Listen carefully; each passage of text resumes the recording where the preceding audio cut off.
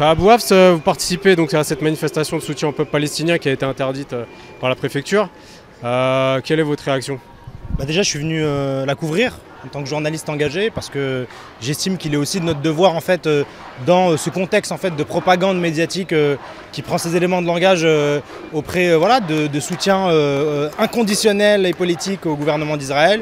C'est important aussi de venir et de donner la parole aux gens qui ne sont pas d'accord avec le fait que depuis plus de 70 ans on colonise un territoire, qu'on le spolie, qu'on massacre des victimes civiles dans l'indifférence la plus générale.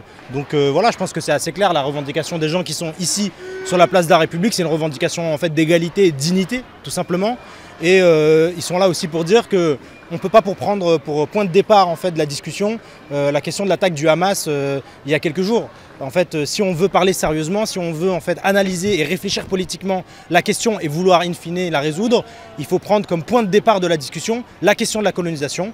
Et toutes celles et ceux qui ne le font pas, ne sont pas intéressés par la résolution du conflit et ne sont pas intéressés par le sort des Palestiniens et des Palestiniennes. Et vous, en tant que lanceur d'alerte et journaliste, que pensez-vous des interdictions multiples de tous les mouvements des quartiers populaires ou sur la Palestine? C'est scandaleux, mais en même temps, c'est pas choquant parce que ça prend la droite ligne et la continuité en fait aujourd'hui de la dérive liberticide, autoritaire du gouvernement Macron.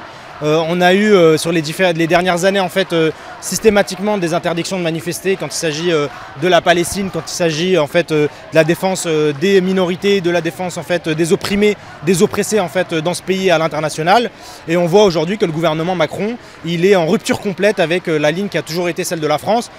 C'est-à-dire celle d'un positionnement plutôt raisonnable vis-à-vis des positions qui sont généralement celles de l'Occident sur la question palestinienne.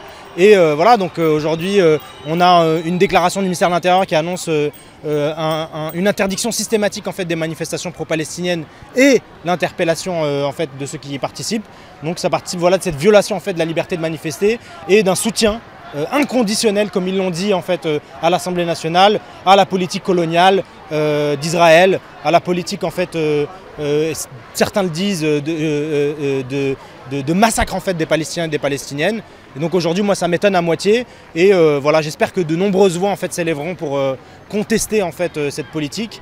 Et voilà, pour l'instant, on est ici, il y a énormément de monde malgré l'interdiction. Les gens en fait, ont bravé l'interdit et ont décidé de venir ici pour manifester leur soutien aux Palestiniens et aux Palestiniennes. Et je trouve que c'est une belle réussite cette manifestation. La majorité de gens ne sont pas d'accord avec ce qui se passe. C'est pas, quand on regarde les médias, en réalité, on voit que des éditocrates qui squattent en fait, les plateaux de télévision à longueur d'année et qui nous répètent leurs éléments de langage. Mais moi, je ne crois pas en fait, qu'une majorité de gens dans ce pays sont d'accord avec ce qui est en train de se passer en Palestine. Les Français sont plutôt attachés à la liberté, sont plutôt attachés à l'égalité en fait, comme le slogan en fait, de la République. Et donc, je pense qu'il va y avoir des mobilisations très fortes et ce sera tant mieux.